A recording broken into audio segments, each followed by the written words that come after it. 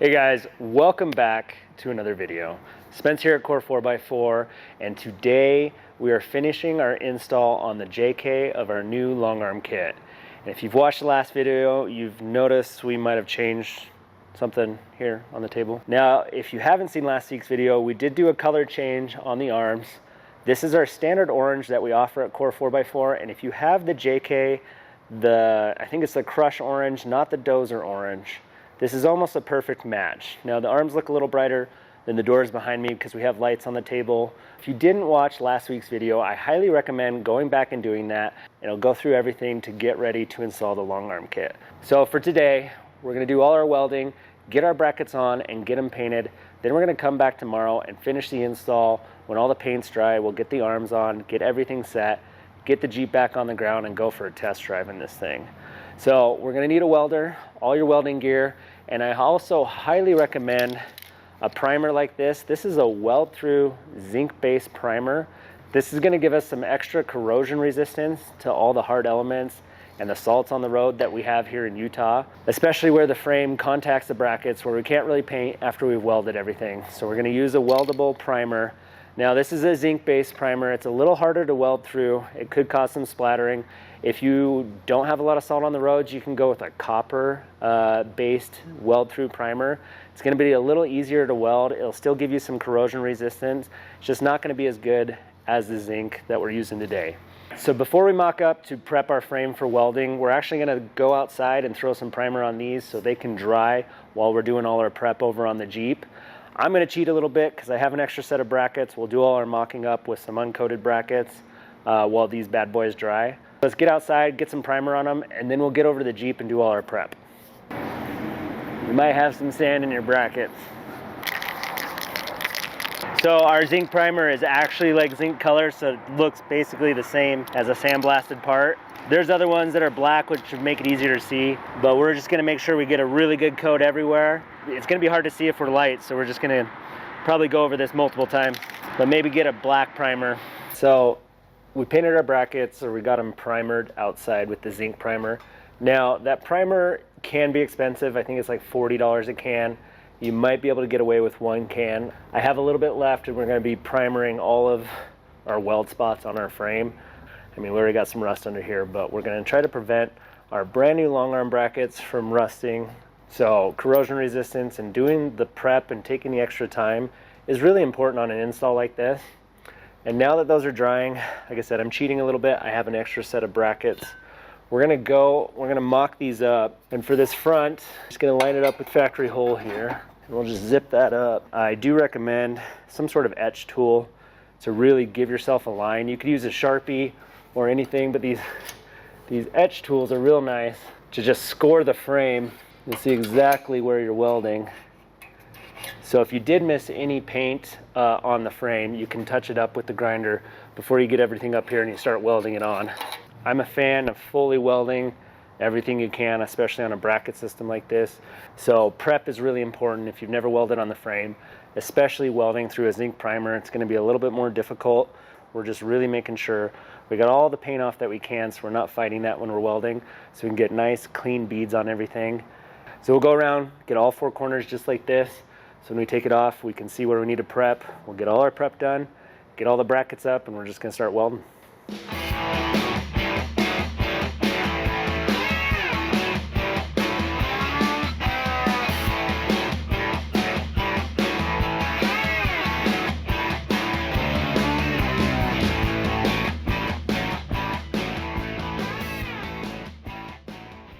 Our passenger front bracket, we did a really good job on the prep. There's only a little spot up here where there's some rust I want to get off before we primer it. But we'll primer this so it can dry while we're doing the rest of the brackets. I always start on the passenger side because if you mess up, you'll never see it, or at least that's what I think. But for now, we can get this one done and drying so it's ready to weld when we have everything else done. So on the rear brackets, we're going to follow a lot of factory welds here. Right here on the back where the rear portion of the frame overlaps the midsection, as well as on this cross member here. So we're gonna just really clean these up the best we can because we're gonna just fill this all where the bracket sits. And we don't necessarily need to take off all this paint here. We're just going to try to follow our etch marks so we can have a spot to weld on the rear here. And then same on the outside, we're going to be following this rear weld. And from the factory, it's a little goobery. So we'll just clean that up to give us a spot to weld.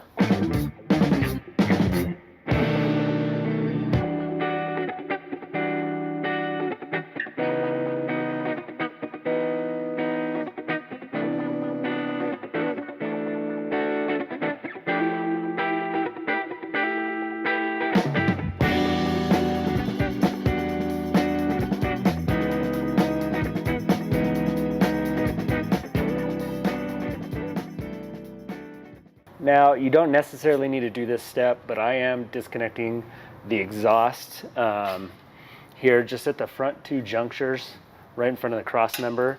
And then you just got these two hangers. We can get a little grinder in there, but for the rear, it's going to be much easier to get the grinder everywhere we need if we're able to pull this exhaust away from the frames.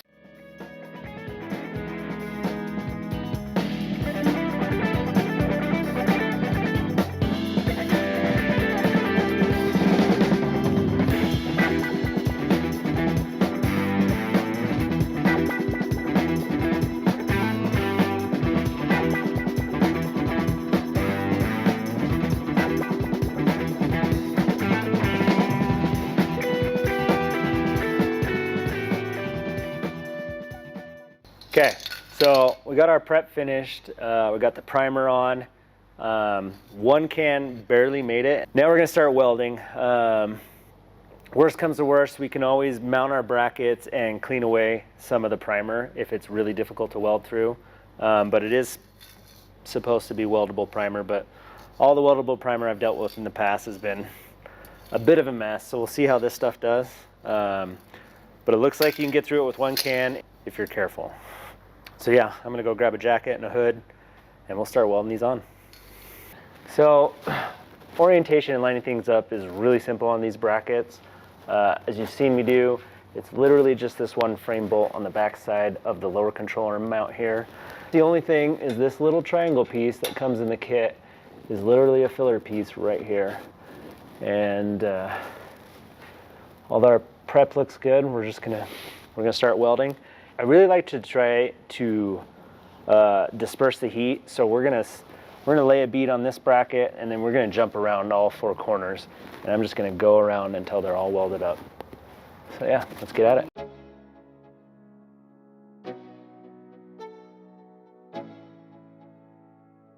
So we got the rear bracket on here. Now your orientation is you're gonna be centered on this cross member here that we cleaned out. But also this factory hole, you do want it centered in the opening here. And that's really all your lines are. You do line up with the rear overlap here like we talked about. Now it's important because this sandwiches the frame that you get a C-clamp to really just make sure this pulls tight against the frame before we weld it. There is a piece here in the front where the control arm goes that hits the frame. Make sure that's all the way up against the frame.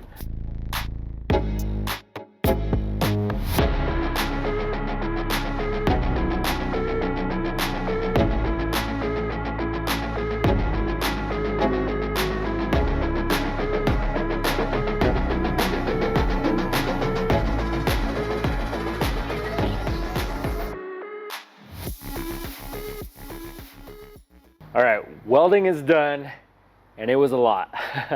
A lot of overhead, but honestly, our prep was great, and the zinc primer was not bad at all. Highly recommend UPOL, UPOL, weld number 2. This was really good, welded great, and your prep is gonna go a long way to making your welds turn out. And probably my best frame overhead welding experience. If you've ever done it, you know. You get slag in your ear, falling down your shirt, and honestly, I didn't get any burns, so really good. I'm super happy with the welds. There's some areas on top, especially here where we have our body mount relocator, that it's just not feasible to get to. And a couple spots on the front, especially driver's side with the exhaust up there. Other than that, we got everything fully welded. I stay away from welding inside control arm mounts, even though this is a bit of a box, and it wouldn't collapse a lot. If you weld inside, it's really going to pull these tabs together and make it more difficult when you go to mount your control arms. Also, you can't clean it and get a good paint on it. No fires, but watch for your paint. If you still have paint, it can sit there and smolder, and you just don't want any fires. It's bad. But your your driver's side, be really careful when you're welding. You got your fuel lines there. Just unclip them all, get them all out of the way. So we're gonna go around, we're gonna clean up all these welds with the wire brush, because you gotta get all your mill scale off of them. They'll just flake off and rust if you don't do that. So we're gonna wire brush all our welds. We're gonna throw some rattle can on, get a coat of paint on it, maybe two, to keep it from rusting.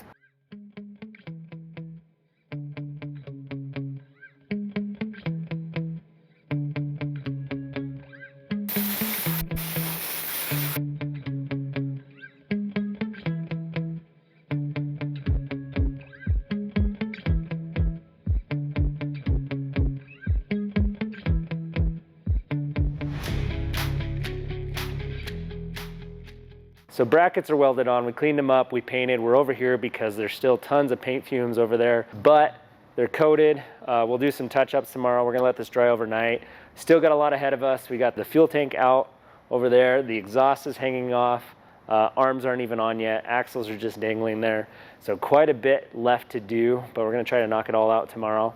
We'll get the arms on, we'll go over lengths. We'll get things set, get it close enough to get it out and driving, and we'll see how the kit does. Okay, we are back. It's the next day. I have more energy. I'm clean. I'm ready to go. This is my favorite day of this whole series because this is the day we put everything back together and actually get to see the long arms on the Jeep. Brackets are dry. Paint looks good. We're gonna start by throwing the exhaust back up. We took that down and it was a huge help in getting back to that rear driver bracket, getting all the prep and welding done. And honestly, it's probably the best welds on the Jeep right now. So I would recommend, you don't have to, but I would recommend just popping your exhaust down to give more room for all that work and prep. We're gonna throw the front end together and then we'll work to the rear. But for now, the front's gonna be the easiest. So let's start getting things together.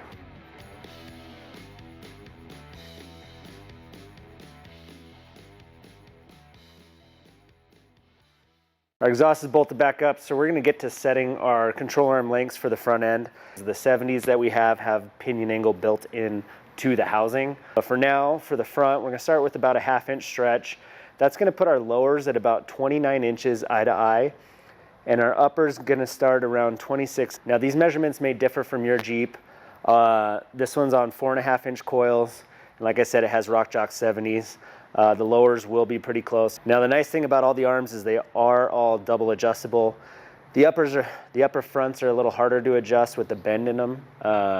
So you can make a lot of your adjustments in the lower while installed on the Jeep by just spinning the tube. Now that we got one arm set, we're just gonna match the other arm. All right, we are gonna start by installing our uppers so we have the room. When you have a bend that's double threaded like this, put your bend up in line with the arm so that your planes of mounting are parallel, as opposed to being down here where the Johnny joint's cocked and you're trying to measure an outside length and an inside length and split the difference. So this will get us close enough if we just line it up like this, and this is how we pull our measurements. Let's get these bolted in the Jeep. All right, this little nut tab included in the kit is for your upper front control arm.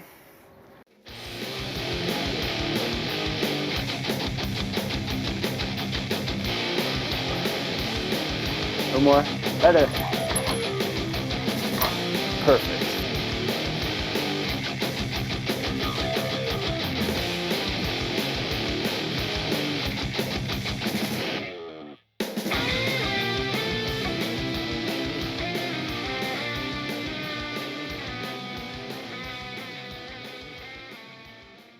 All right, so we were able to adjust this out to that 29, and we actually ended at about 29 1/8 left to right, eye to eye.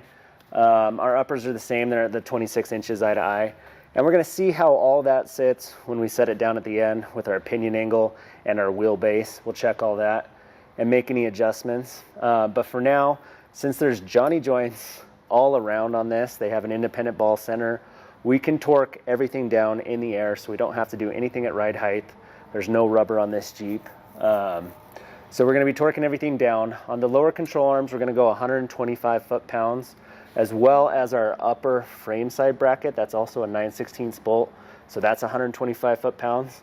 Now our axle side is a 1/2 inch, so we're gonna drop down to 75 foot-pounds. And then jam nuts, probably one of the most important things to protect your thread and keep your long arm kit where it needs to be. Your lower control arm jam nuts are 250 foot-pounds. Now it's hard to get to 250 foot-pounds. You're getting these as tight as you possibly can. I say it in every video, suspension parts, most important part of install is actually coming back and retorquing everything after a settling period. And the last thing I wanted to mention was the orientation of your upper control arm bend. This is an inward bend for frame clearance when you're drooping and flexing. So just orient that. As we tighten the jam nuts, we're gonna orient them in away from the frame to give us the most clearance when we're flexing out. And other than that, the front end's together. We're just gonna torque everything down and then we'll move on to the back end.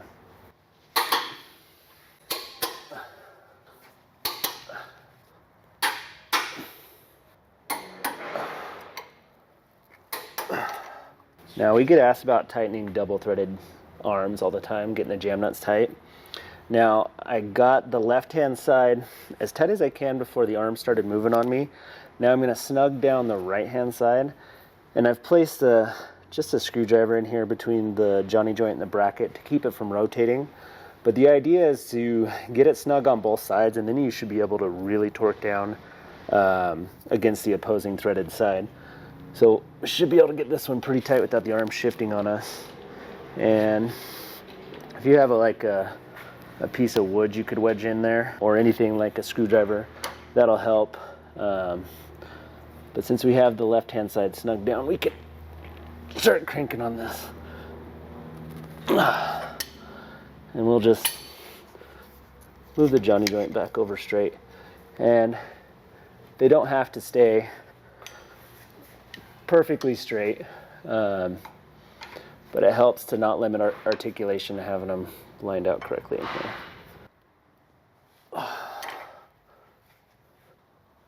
There we go.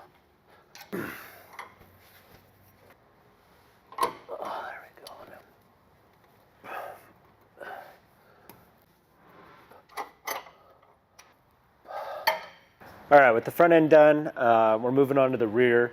Now, we have a couple more things to do before we can put the arms in. We need a 9/16 drill bit, and we're just gonna drill straight through, get all the way through the frame so we can mount our upper control arm. But before we do that, we're gonna reinstall our body mount.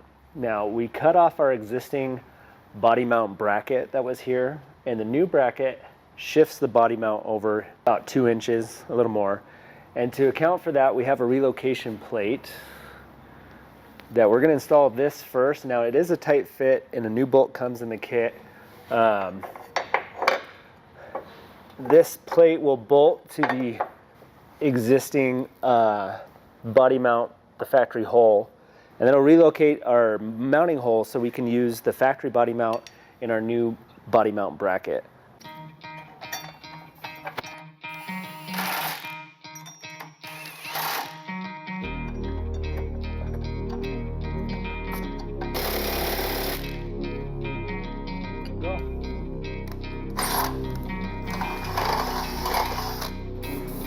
That's gonna run.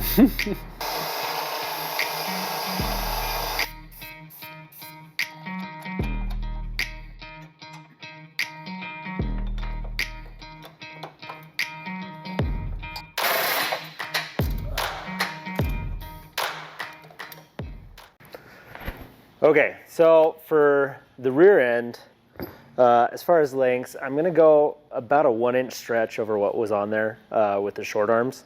And for that, we're gonna start at about 27 inches eye to eye on the lowers. And then we'll mess with the pinion a little bit, but it's going to be close to 24 and a half eye to eye on the uppers. So those are going to be our starting lengths. It could be different for your setup. We do have RockJock 70 in the rear as well, which has the rotated pumpkin and pinion built in like the front. But for wheelbase, we're going to start with 27 inches eye to eye on the lowers. And everything's double adjustable, easy to adjust while installed. We'll set the Jeep down on its weight and just see where everything sits. Just out.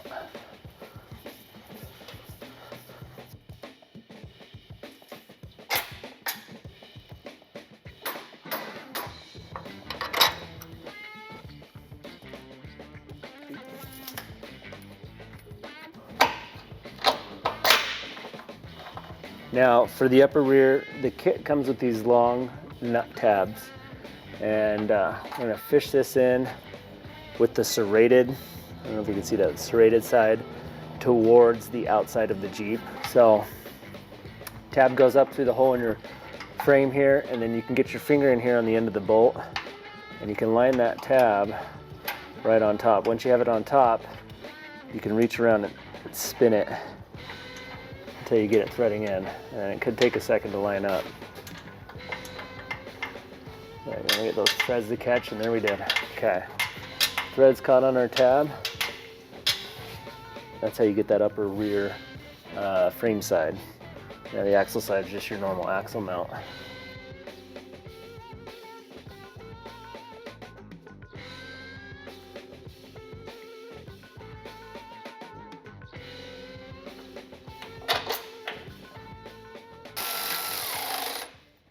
Okay, so I got all the rear arms in. I do have my lower set to length, but I was using the adjustability in the uppers just to maneuver in order to get all the bolts in because we are drooped and the axle's pulled over to passenger side. So what I'm gonna do right now is we're gonna torque down all our bolts, because again, we have Johnny joints, we can torque everything in the air. We're gonna leave our jam nuts loose so we can set it down on the ground, do some evaluation, tweak the pinion a little bit, and just see where our wheelbase sits. I'm really looking for how these 40s are gonna tuck up into the wheel well. So I wanna do a check on all that before we put it back up in the air. We'll tighten the jam nuts after I get it where I want it. And then the last thing we're gonna do is put the fuel tank back in and reconnect all the fuel lines. And then we'll be done. So let's get at it. The whole rear end is 9/16 bolts, so our torque spec on all the bolts is 125 foot-pounds, like the front lowers and upper frame side bracket. Last one.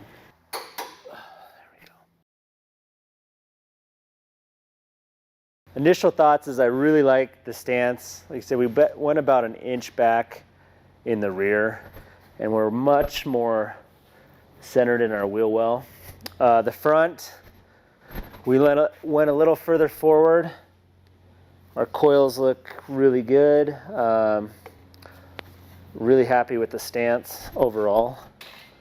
So underneath, it's gonna be a little dark.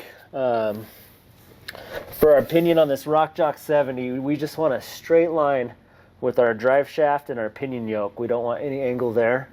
And honestly, you can't get much better than that. Really good on pinion. Okay. I'm super stoked. I think we can put it in the air, get the jam nuts tight, get the fuel tank in, and go flex this.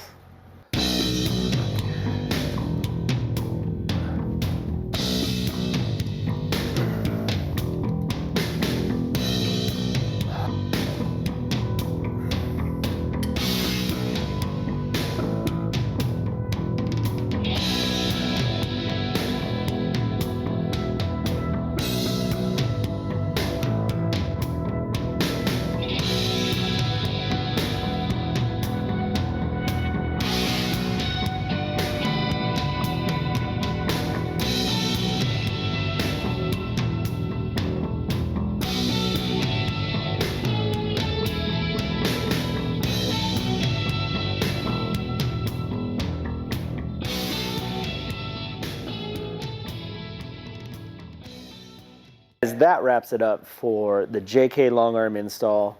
Super happy with the kit on this Jeep. Flex isn't going to change a lot. We will have more down travel, but we are currently limited by our shocks.